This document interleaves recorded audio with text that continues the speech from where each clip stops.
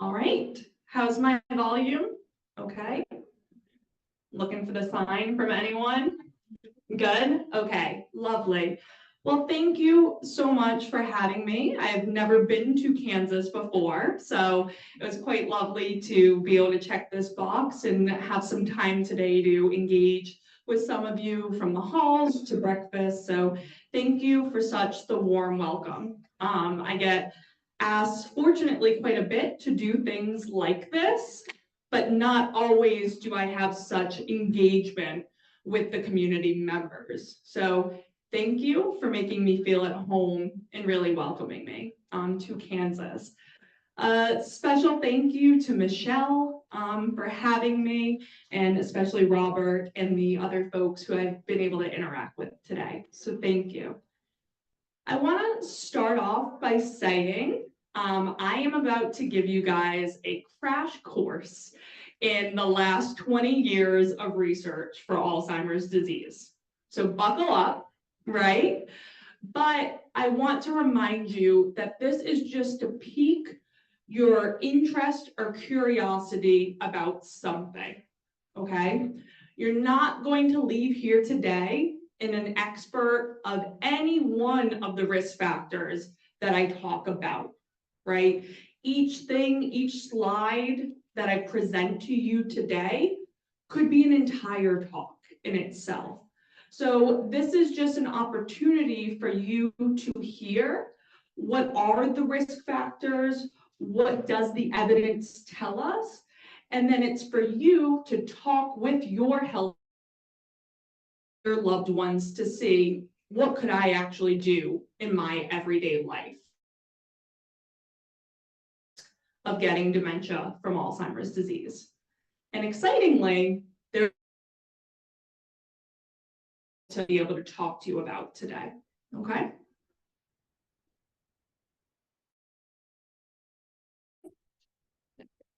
Okay, so the first thing I want to do is,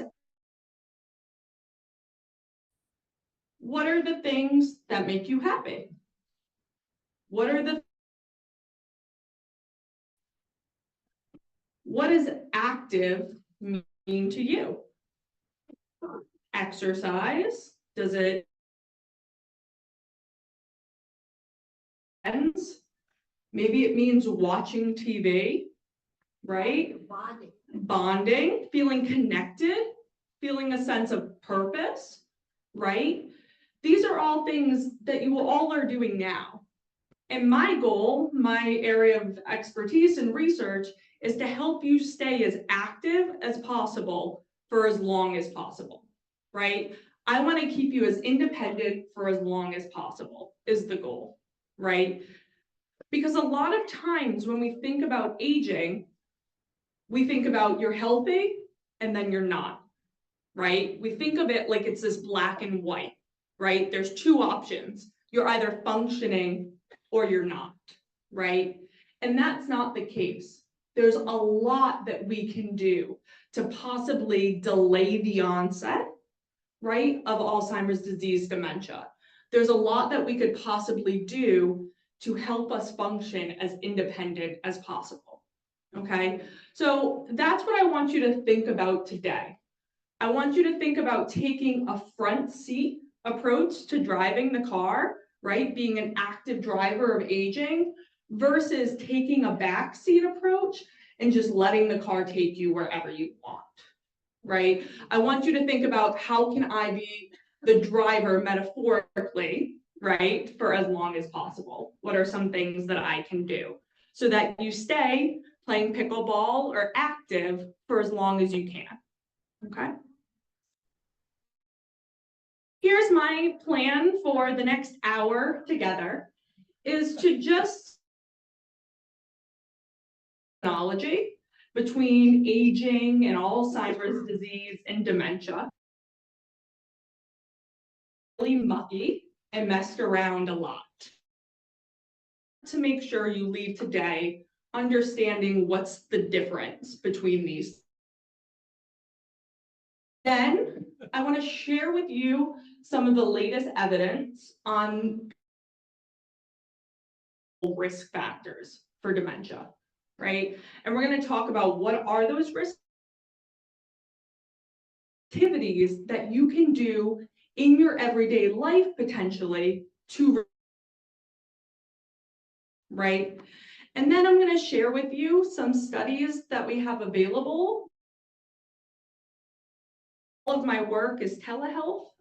So we really do a lot of work with especially, right, to really try to get in the homes virtually in different ways. I also want to just make a note that evidence that I'm sharing with you is not my own, right? It's agencies, right? So I'm going to share work and resources from the NIH, from the CDC, from the Alzheimer's Association. These are all wonderful resources for you guys to learn more about any of these topics that I talk about, okay? Today, I also represent quite a big team that we have at the University of Delaware. We saw a critical need about 5 years ago that our baby boomer generation was passing the age band that they're at the greatest risk, right, for Alzheimer's disease. But we have the least amount of infrastructure in place in our state, right? I think Kansas in some ways can kind of resonate with that as well. So we came together, researchers from engineering, from kinesiology, from neuropsychology, and myself from speech language pathology to try to form a center focused on as early identification as possible, right? Keeping individuals in their home for as long as possible, right? And trying to help people be in the driver's seat. So a lot of this research that I'm presenting with you is kind of our group and our team's approach to aging. Okay. So first things first, I want to talk about terminology, right? Because terminology is really confusing. And what do I even mean by a healthy brain, right? Like, how can a brain be healthy? And here are some of the things that I mean by that. I mean, maintaining your independence, right? Whatever that means for you. I mean, retaining the knowledge that you have, right? You have 60, 70, 80 years of knowledge, right? We want you to keep that knowledge for as long as possible. But we also want to help you make new memories, right? Because that's really important. When we talked about social engagement and bonding, right, it's so much about new memories and recalling the past. And really, when we think about healthy aging, we need to think about engagement, right? Engagement with your family and with your community, which is why communities like Meadowlark are so important, right? Are key to healthy aging. But even if you're healthy, you still will experience some changes in your thinking and memory ability, right? How many people maybe can't remember names as quick as they used to be able to? It's on the tip of your tongue, right? How many people are walking into a room and say, what did I come in here for? Right? Or do I have my keys on me? Where did I put my keys? Right? These memory hiccups we all experience. And you have more and more hiccups the older you get, right? And that's normal, okay? So not all memory hiccups are a sign of something else going on. However, it's really hard to know, are my memory hiccups normal of a 65-year-old? Or is this possibly something else, right? So what I want you to start to think about today is your own memory and thinking abilities, how they have changed over the past 10 years, because they have, even the healthiest of folks, they have changed over the past 10 years. And how is it impacting my function, right? Because disclosing it and talking to a doctor or provider does not mean you have a diagnosis. It means you took the first step, right, in trying to maintain your brain health for as long as possible. Because what we need to think about is that memory changes occur across a spectrum, okay? You don't just wake up one day and have dementia, right? There are folks who are functioning, what we would say within normal limits, is what we would say clinically, right? And then there's the next kind of jump is when you yourself start to notice some memory declines, right? You yourself may say, just not as sharp or as quick as I used to be, right? However, you're still passing your annual wellness, right? Medicare visit, name those 10 words. How many people have done that, right? And your doctor says everything is okay, but you're noticing some changes, right? And then the next bin to jump into is what we would call as mild cognitive impairment. And these are some folks who on testing are showing that they do have mild impairments, right? But they're still functioning independently, meaning they're still doing their cooking, their cleaning, their daily household chores independently, maybe modified and with some assistance, but still independently. And then that last bucket, right, this red arrow is individuals who have dementia, which is that their memory impairments now impact their daily functioning, meaning they can no longer complete these daily activities independently, okay? What is really important to know though, is that these arrows on the slides represent clinical syndromes and not medical diagnoses, okay? So these arrows on the slides represent symptoms that people may be experiencing. But you could experience these symptoms due to a number of different medical diseases. And this is where it gets mucky, right? Because what has happened in society is that we use the words dementia and Alzheimer's disease, too quick, as synonyms, right? So in a lot of my talks, I say, Alzheimer's disease has become the Kleenex, right? Meaning that Kleenex is one type of facial tissues, but it's not the only type, right? There's Puffs, there's all the other brands as well. But we often say, can I have a Kleenex, right? And it's the same with Alzheimer's disease, dementia as well. And that's because, statistically speaking, if your loved one has dementia, it is most likely due to Alzheimer's disease. Most likely, statistically speaking, right? About 60 to 80% of individuals who have dementia, the medical diagnosis is Alzheimer's disease.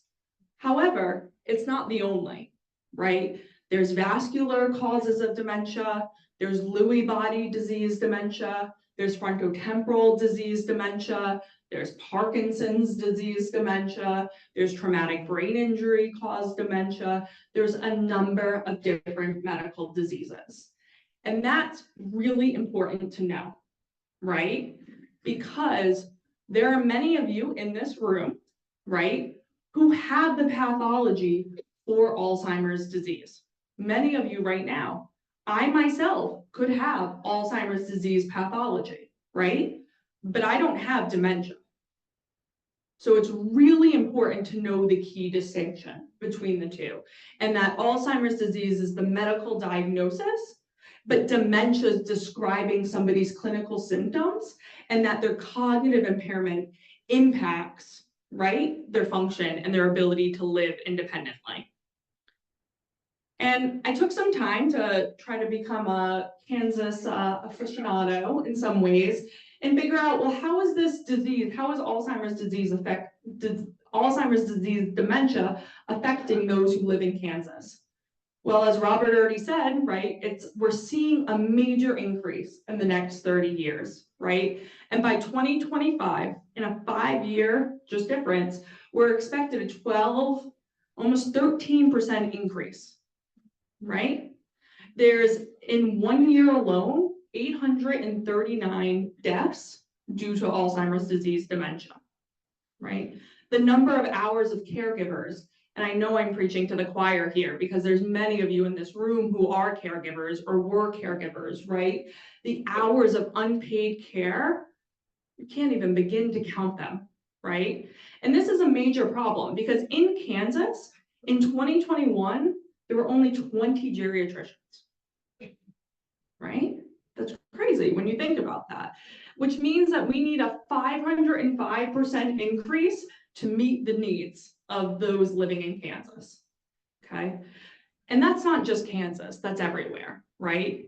Your facts are actually a lot better than a lot of the other states that I presented, which is kind of alarming, right, to think about. So what I want to focus on today for the rest of my talk is really thinking about, well, then what can you do, right? If you're telling me dementia is not until I can't function independently anymore, and there's all of this time before you have the onset of dementia, well, what can I do then, right? What are some things that I can do in my life? Because a lot of people think, well, if my mom had dementia and my grandmother had dementia, it's inevitable. I'm going to get dementia as well, right? And there's reasons to be helpful because actually only about 1% of Alzheimer's disease are genetically unavoidable. Think about that. Only 1%. 99% of other dementias are due to, of course, a genetic component, but also lifestyle components, right? So what actually happens is that you live very similar lifestyles to your parents, to your grandparents, right? So it's not actually the genetics. It's only 1% that is. It's actually because you guys live extremely similar lifestyles, right? You live in areas of the same air pollution, you live in areas of the same education. So there are reasons to be helpful. And for the first time in 20 years, right, that are possibly disease modifying. And there's also lifestyle factors. And that's what I want to focus on today. I am not a pharmacologist. Many of my colleagues are much better and well equipped to talk about those things. And I can definitely get you the resources for those. But really my area and what I want to talk about is what are those lifestyle factors? What are those things that you can do in your life?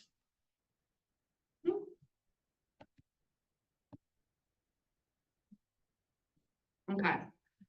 So the rest of the talk, we're talking about reducing your risk in early management, right? That's really the focus of this. And like I said, for those of you who have participated in a Medicare annual wellness visit, you know that the questions kind of easy to pass, right? What are the 10 words often, and can you repeat them back to me? Okay. But we know that people are experiencing decline. We know that people are noticing decline in their everyday life, and this is not being picked up, right? This is not being picked up in annual visits. In fact, in Kansas, right, these are facts specifically I pulled from Kansas, is that less than half of people with subjective cognitive declines ever discuss their symptoms with a healthcare provider. Less than half. So if we think about reducing your risk, if it's not even identified, how can we reduce your risk, right? 1 in 9 people over the age of 45 in the state of Kansas experience subjective cognitive decline. And nearly a third of people say that they do have to make some type of accommodations in their everyday life because of their memory and thinking.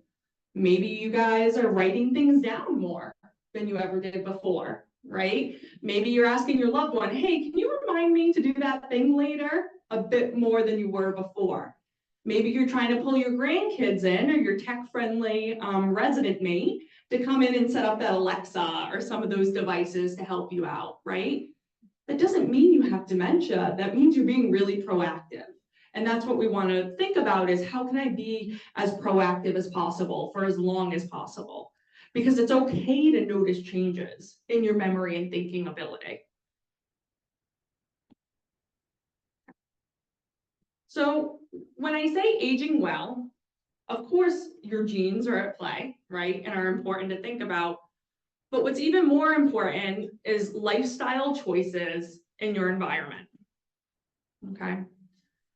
Because even if you're healthy and you do all the right things, you're going to have more challenges with multitasking than you used to.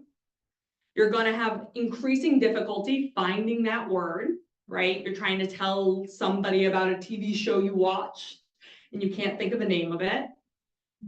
And it's difficult to pay attention. We saw that today, right? When noises were involved, you're getting distracted more easily. However, improve your skills. You can still learn new things. You can still engage in the community. And most importantly, you can make lifestyle change. So like I said, protecting your brain health is the most important thing to maintain your independence, which then means to reduce your risk of dementia. So what if I told you that recent evidence that came out says that up to 40% of dementias worldwide could be preventable? 40% of dementias worldwide could be preventable. And now how could they be preventable? This figure's kind of small here, but I'll point it out. So the recent evidence suggests that up to 12 modifiable risk factors attribute to 40% of dementia cases. Meaning, if we address these 12 risk factors, we could reduce dementia by 40% worldwide. 40%, right? And these risk factors, as you can see from this figure here, are different depending on what age span, right? So early on, right, the greatest risk is education, okay? Those with lower education, right, are at greater risk, right? Midlife, the number one modifiable risk factor, which is usually what I spend a lot of time in my presentation on, but luckily I didn't have to do that because of our audiologist earlier, is hearing loss. Hearing loss is the single most modifiable risk factor for dementia. It alone can attribute up to of cases, right? And the more brain injury has, hypertension, alcohol, but these ones, right? These ones that are possibly modifiable at later in life, okay? Depression, social isolation, air pollution, and diabetes, right? So when you think, wait, maybe it's not just genetic. Maybe I am living a really similar aunt or my dad, right? We live in the same area. We all are the most active of people. We all have unmanaged hypertension. These risk factors that are in purple are still potential in the audience, right? But the key that I want to point out is that to start a conversation with your provider. Not everything is modifiable. Physical inactivity, if you're in a wheelchair, right, you have some mobility. You can't be inactive, but it's different, right? Air pollution. To an area, probably not modifiable for you, right? So think, how could they be potentially modifiable for me? But what that means is that is an open, right, which half of the older adults living in Kansas are not doing. So I'm going to again kind of talk about these risk factors and talk about your everyday life. The ones that I like to focus on the most, because I think for the most people, is hearing loss, physical inactivity, right? Those are three things that you may be able to potentially modify. nervous when doing this talk in community settings because I feel like I end up giving a lot of work to the nutritionist, so poor Lisa. And the environment, right? To make sure, well, do you have a big enough gym? Do you have walking trails? We need to make sure our environment's set up for that, okay? And as I said in my talk, or in my title of my talk, the entire point of today is to give you some tips and strategies that you can actually use in your everyday life to maintain brain health, right? So what do I mean by healthy eating? What is regular exercise, right? It doesn't mean going on a run. A lot of people say, oh, I could never do that. That's not what regular exercise means. Memory groups, right? Like Michelle and the team leads, those are huge. Social connection with a purpose, right? A lot of times I hear from folks, well, I live in a community like this, I'm socially engaged, but are you engaged with purpose? Are there ways that you could get engaged with a purpose at a place like Meadowlark? Successful sleep. Notice successful is key, right? Hearing, managing depression, managing other health conditions, and reducing smoking and alcohol intake. But as I said, your healthcare provider and to learn what's modifiable for you. So kind of little glimpses into what each of these buckets would look like if you wanted. But this is not for you to feel confident. This is not for you to run out tomorrow and do one of these things. It's for you to start to look yourself, start to look at some resources online, talk to people, see what's in your community, and talk to your provider about what of these things could you implement in your own life. So to help you with this, I'm going to teach you how to dance, right? How many people like to dance here? Good amount? All right, we should have a dance party after this. But that's what I want to teach you today, because that figure is really hard to digest that I showed you. Us researchers do a horrible job of sharing our findings with those who actually need to know it, right? So I'm going to teach you the DANCERS acronym. And this is what my colleagues and I have come up with. This is Dr. James Ellison, who I work quite closely with. He's a geriatric psychiatrist, or yes, he's a geriatric psychiatrist. And we kind of work together to figure out this acronym. So if somebody says, what does brain health mean? You can say DANCERS, right? How do I want to reduce my risk of dementia? DANCERS, okay? DANCERS is what you need to start the conversation about education, okay? So the D is for disease management. The A is for activity, physical activity. The N is for nutrition. The C is for cognitive stimulation. The E is for engagement with the sense of purpose. The R is for relaxation. And the S is for successful sleep. We've come up with a handout for this and resources. You should see the bookmarks on the table. They're in the front. If you scan that, you can get a download to the PDF. The goal of my lab is to make everything free and accessible for everybody. So any of this stuff is available. Now I'm just briefly, right, just going to tell you, well, what if you wanted to modify any of those letters, what would that look like, right, for each one, okay? So for disease management, the biggest disease that we can manage is high blood pressure, right, and hypertension. We know that how the blood flows to our brain directly impacts our thinking and memory abilities, right?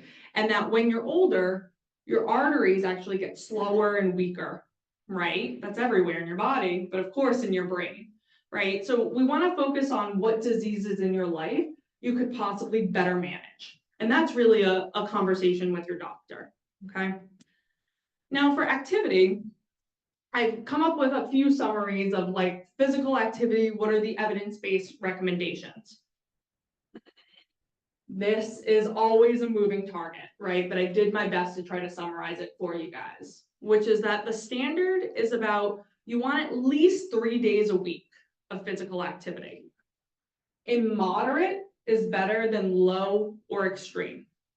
Now I see a lot of faces and we're like, I am not doing moderate exercise, right? Moderate is a subjective to each one of you. In moderate exercise, you should be able to have a conversation with your friend, but maybe you're a bit more winded, right? That's really what moderate means, is getting the heart rate up a bit more, right? Maybe when you're going on the walking trail, I don't know, Kansas is flat-ish, right? I would imagine. Is your walking trail pretty flat? No, good. That's a good thing, right? Because you get your heart rate up. I tell a lot of folks in other areas, like, get the tomato cans out with you when you're walking or things like that, right? You just want to get your heart rate up a little more than sitting, right? Duration, moderate duration's better, meaning more than 30 minutes. But what's important to note is that is not just in one sitting. You could do 3 10-minute, right? 3 10-minute walks. It doesn't have to be a continuous 30 minutes. But the most important thing to know is that for effects, for brain health effects, you have to adhere to it, meaning you have to do it for at least 6 months, right? So the January join the gym for New Year's, right? That's not working here. You got to keep going to the gym, right, till June, so you can have that bikini body nice and ready for the Kansas beaches, right?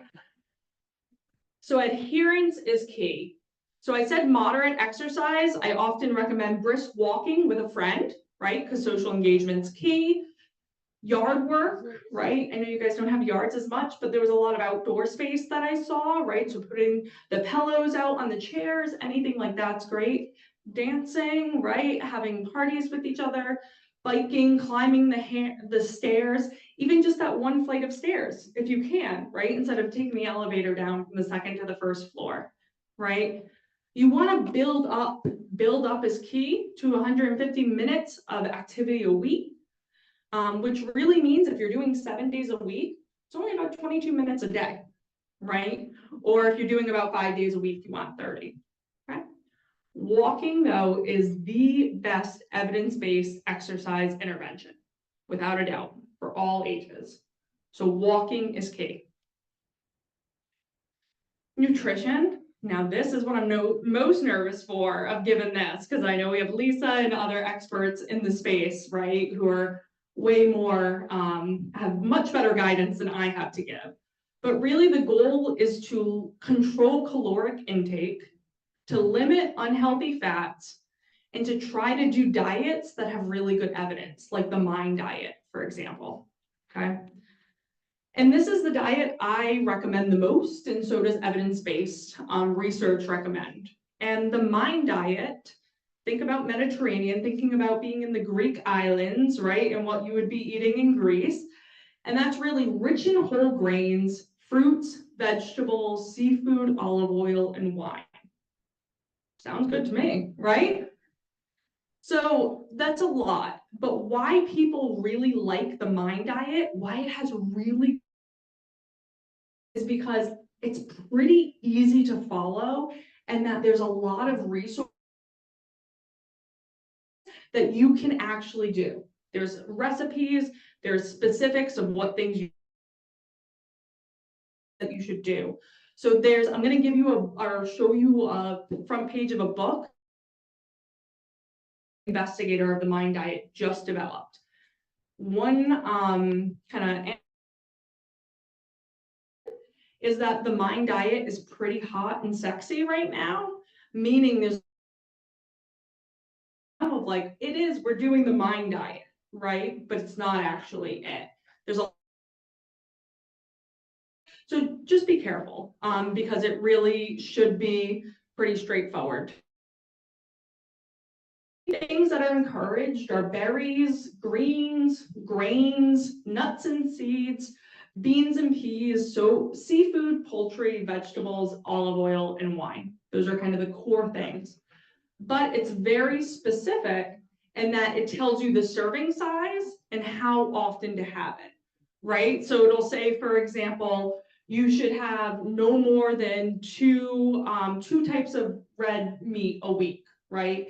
And at least three, right? At least three chickens or other type of meat, right? Or it should be the size of your hand, that serving size. And you should have that serving size X amount of days, right? So there's really concrete guidance that you should follow. Foods that they say to limit are cheese, butter and wine, red meat, fried foods, fast foods, sweets and pastries, okay? Like I said, though, there's pretty concrete evidence, and I will share my slide deck so you guys can see all of these things, but there's really good guidance to support those in books if you want to follow. I do like showing some evidence with you guys here, but what you can see is that for those in a randomized control trial who participated in the MIND diet for more than 3 years, greatly reduced their risk of dementia. Their cognition actually improved, right? And what's interesting about this is even those in that middle line, right? Even with weaker adherence, meaning they didn't follow the diet perfectly, still reduce their risk, right? So it doesn't require complete adherence, which is quite nice. Okay. The C is for cognitive stimulation. Groups and strategies aimed at targeting and stimulating your thinking and memory, like reading, learning new skills, drawing, music, and cognitive rehab. It's so wonderful to hear all the programs that Michelle and the group are doing. Programs like that are key, right? But there's also a lot of really kind of exciting randomized control trials happening that are desperate for participants, like my own. And we're currently testing the effects of an intervention that my colleagues and I developed that involves cognitive thinking and engagement strategies to help you better function in your life, right? So there's a lot of exciting opportunities. E is for engagement. And engagement is directly linked. Social engagement is directly linked with our blood.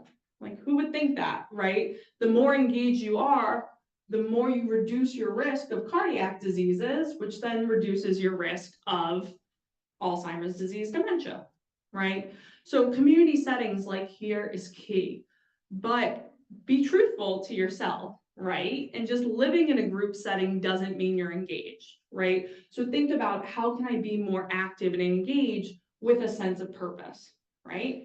Maybe that's calling your girlfriend once a week on the phone, right? Maybe that's reading a book that you haven't read in years, right? Maybe that's helping volunteer, right? And helping those who have more advanced impairments in this community. There's lots of ways, and you need to figure out what's that purpose and that sense of purpose for you. R is for relaxation. I think, Michelle, you said this, but there's a new yoga group. Yeah, there's a new chair yoga group, which is great. There's a lot of really good, exciting evidence to show the effects of yoga at reducing your risk, right? Because participating in these things reduces your stress level, right? And then you can better, then you're more relaxed, right? And you kind of clear your head and make room for more of those challenging things that require more demands. The newest one is mat yoga. Mat yoga, nice. Gotta get up off the floor. You gotta get up off the floor, exactly, yeah. One time I did this, somebody asked me, well, what about goat yoga specifically? And I was like, I haven't studied that exactly, but moving your body is key in a relaxing way, and what's relaxing for you. And then S is for sleep. Remember, we're spelling dancers if you've lost me from the beginning. So the S is for sleep, right? And the key is successful sleep, right? So that means controlling the amount of medications you're taking, controlling medical conditions that may cause sleep problems, managing psychosocial factors. Sleep hygiene is the #1 modifiable thing. Are you stopping taking caffeine at a certain time before bed? Right? Do you limit your use of electronics before bed? Do you have a glass of wine before bed, right? There's sleep hygiene things that we can do, and it's really important to manage our sleep. And then here's some risk factors and what's the actually prevalence of these things for those adults living in Kansas. And the numbers are quite staggering when you think about it. 43.6% of people have midlife hypertension in this state. 51.7% of adults in Kansas are physically inactive. 43.1% have midlife obesity, 11% diabetes, 11% smoking. And this one is also really staggering that almost 11% of people report poor sleep, meaning less than 6 hours, right? So really, really important, especially sleep and physical inactivity, because those are things that we could potentially address, right? So are important to keep in mind. So if you've kept up, we've spelt dancers. And that's what we want to remember, right? When I said brain health and reducing your risk of dementia, I mean dancing, right? Physically and literatively and not, I mean dancing. And we have all these resources available to you if you want to share them with others. We are, of course, though, not the only ones doing this type of work. And there's a lot of amazing resources and books. Here are 3. One's a website, the AARP has a really great website about staying sharp. And here are 2 books that I recommend as well to learn more about these risk factors, right? And the evidence behind them. And they're written in a way that's pretty digestible to everybody. So they're often a fan favorite of folks. Okay. Now, here's where it gets a little bit complicated, right? In that I'm saying early identification is key. I'm saying talk to your healthcare providers, right? I'm saying be truthful to yourself, talk to your healthcare provider. I'm saying manage your risk, reduce your risk in your life, right?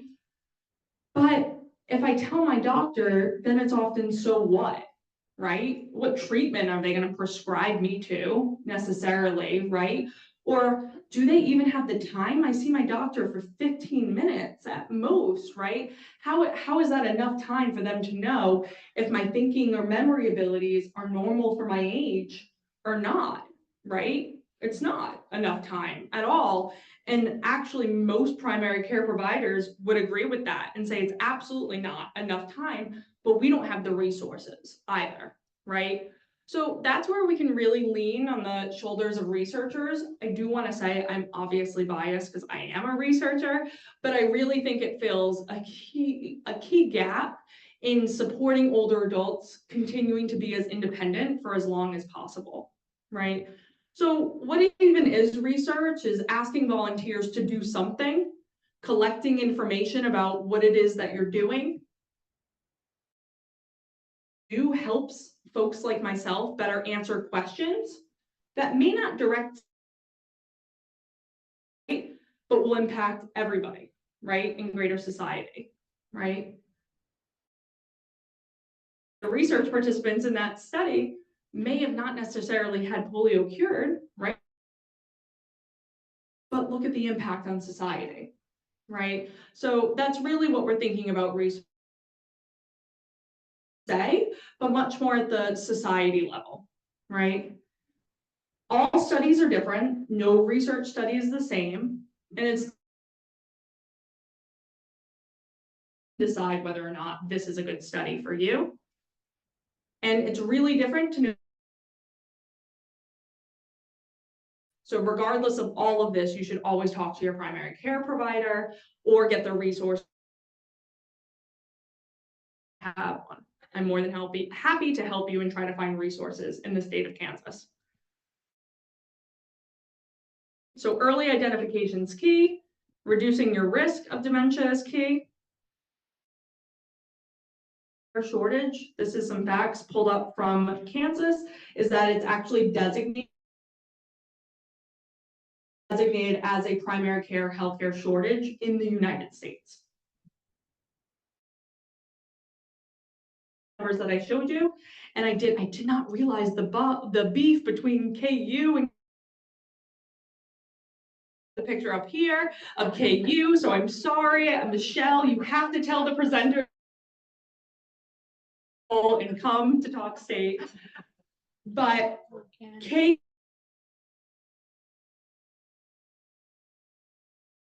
and ADRC that is funded by the government. And because of that, amount of percentage of the work that they do has to directly help the people living in the area. So they do have a good amount of resources on their website available to help people, right? But I also know that there's a center of aging at State right in your backyard.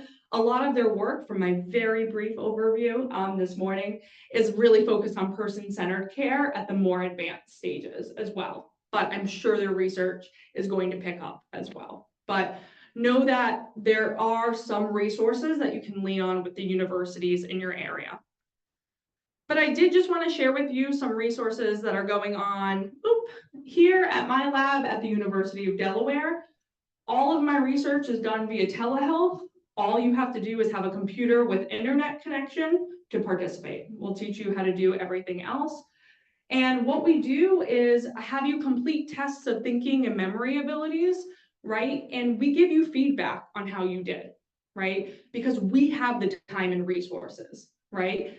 I don't just have 10 minutes with you, I have 2 hours with you, right? So really get more time to give some feedback that you hopefully then take to your primary care provider and say, well, what does this mean, right? For me, what does this mean for me? And as I shared earlier, we also have some exciting clinical trials going on that are also done virtually, right? That cognitive stimulation piece I talked about. We are testing new interventions in my lab that you all could participate in as well. May not directly benefit you, right? But hopefully larger society is kind of the key. And why participate? Well, one, to get feedback. Like I said, primary care providers don't have the time and resources, of course. You get $50 for participating, so not bad, right? And you may be eligible for one of these larger studies, one of these treatment studies that I'm talking about as well, okay? If somebody could hold up the blue bookmark somewhere, right? If you just scan that, email, call, that will give you all the resources that you need if you want to learn more. I do not want to fly home with all the bookmarks that I brought. So if anything, just use them for your actual book. Reading will keep you engaged with a sense of purpose, so that's important. But I am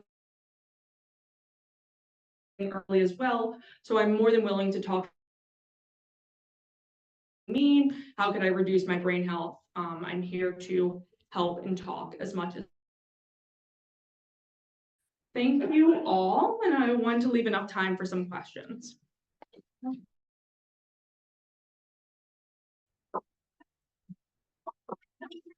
Yeah.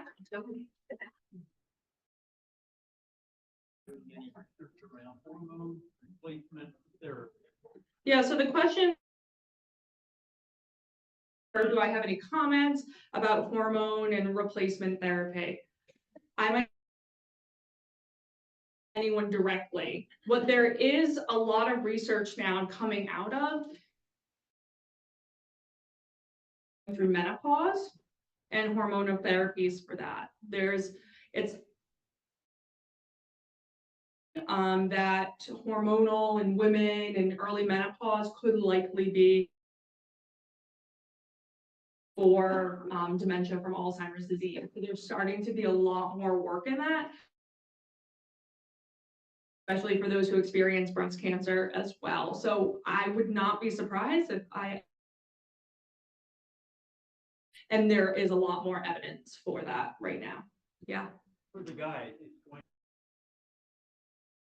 Yeah, absolutely. Yeah. Mm-hmm. Yep.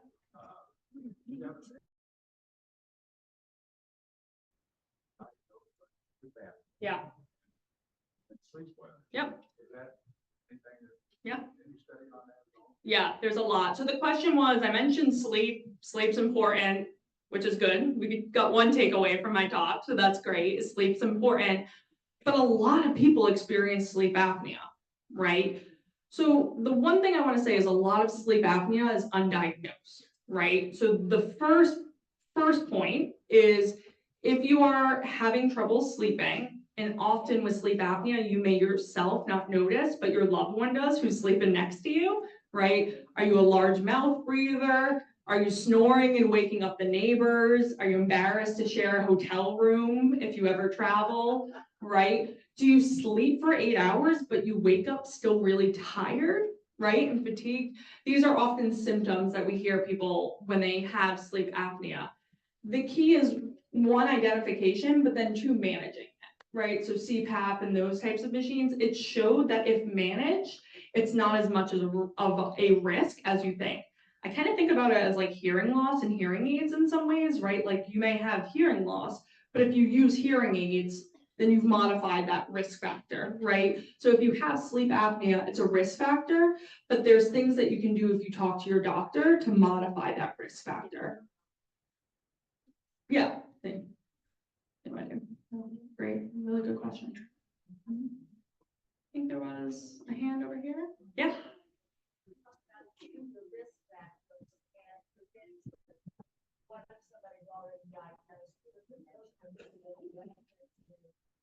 Yeah. So the question was, I'm talking about early identification, right, and risk factors. What dementia? It's a whole nother at least hour talk. I area of mine. So in dementia, I showed that red arrow for the figure. The entire figure of the continuum of dementia, right? And I think that's also with dementia, there's a continuum, right? And a continuum of decline. So you could have that decline with engagement activities, right? With social, some of these other things. So yes, you're already in that bucket, right? So I hear from a lot of people, my loved one has dementia, so I made the house an environment, right? And I get that because we have really poor education. So you're trying to do what's best for your loved one, stuff away from them, right? But what we want to do is better figure out how to modify something. And we were having a conversation with this about breakfast, right? Like folding laundry, doing that, is there a sense of purpose? But it takes a lot of time and skilled professional purpose for them. But yes, absolutely, is the answer to your question. I'm stopping you between a glass of wine or the bed, so I get it. Inviting me to Kansas, I will stay around. I'll also be up early tomorrow morning in the lobby if anybody anything to hold your place or to give it to a friend. And just thank you to Robert, thank you to Michelle. Thank you.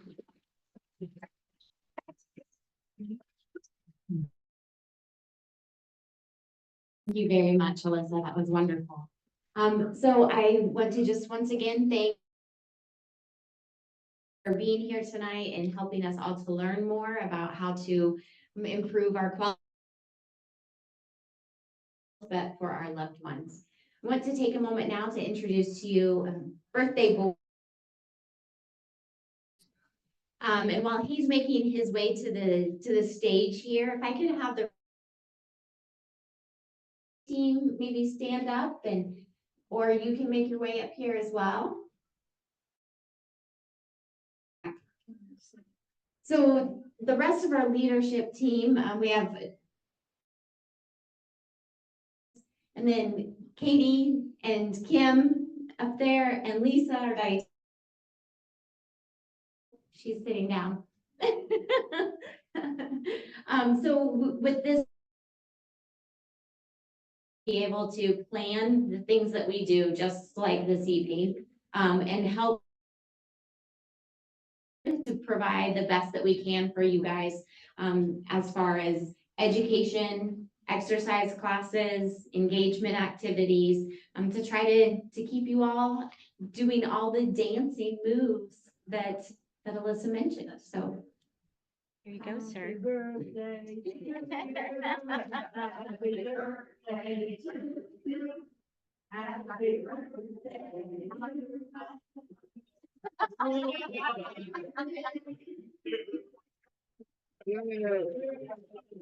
Thank you.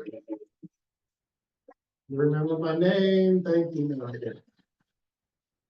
I'm officially on the board on those 45 and over groups. I'm in that group now. So, but anyway, At risk. so at risk. I gotta listen just as much as all of you need to listen. So, first off, I think I have the best sales pitch for hearing aids after listening to this tonight. We look at all these risk factors for dementia, right? And over again, we kept hearing loss is one of the, if not the biggest. So if you want to keep having that wine, or keep having that drink, or keep eating that red meat, just get hearing aids. It more than covers for all of it. So I think, Alyssa, everybody knows, we don't live life in a research study. It's great to have that gold standard of if we ate perfectly all the time.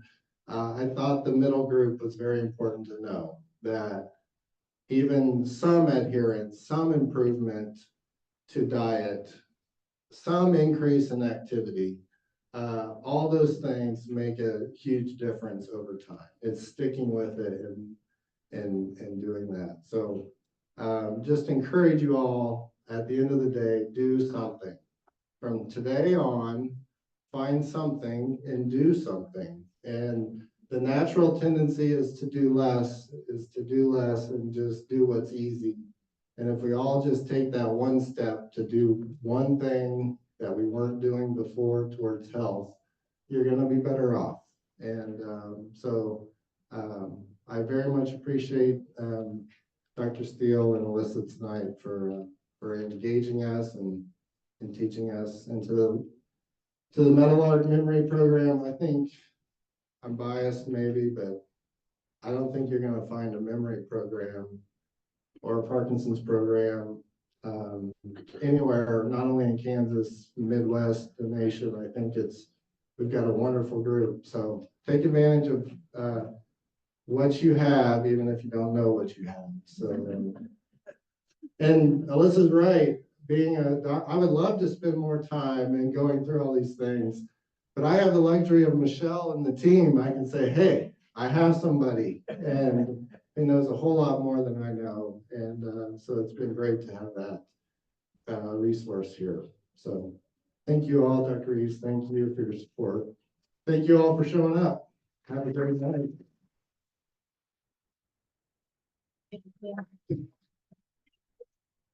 Okay, so as we wrap up, I want to just take a couple minutes to highlight one more time. If you see these on your table, please fill them out. Just helps us to keep track so we can know who's been here and make sure we get you guys linked in.